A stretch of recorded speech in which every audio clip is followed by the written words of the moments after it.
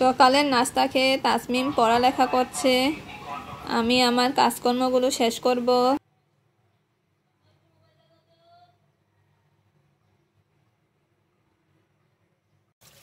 আজকে তাসমিম ডিম চপ খেতে চেয়েছে। ডিম চপের জন্য আমি আলু আর ডিমগুলো আগে ধুয়ে নিচ্ছি, তারপর সিদ্ধ করতে বসাবো। ডিম আলু সিদ্ধ করে নিচ্ছি।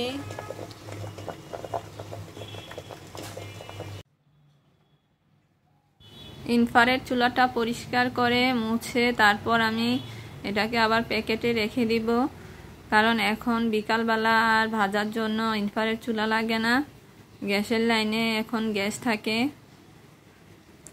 এই কয়েকদিন গ্যাসের লাইনে বিকালবেলা গ্যাস থাকতো না, তাই এটাতে ইফতার বাজাবাজি করতে হতো।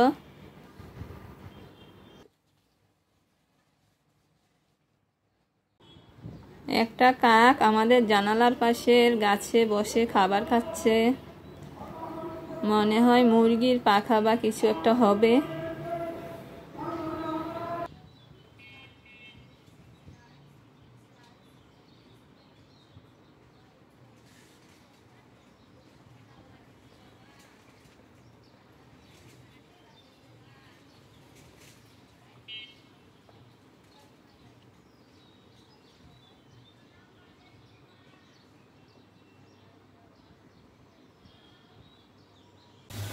পাঁচটা বেজে গিয়েছে, ইফতারের জন্য পেঁয়াজও বেজে নিচ্ছি।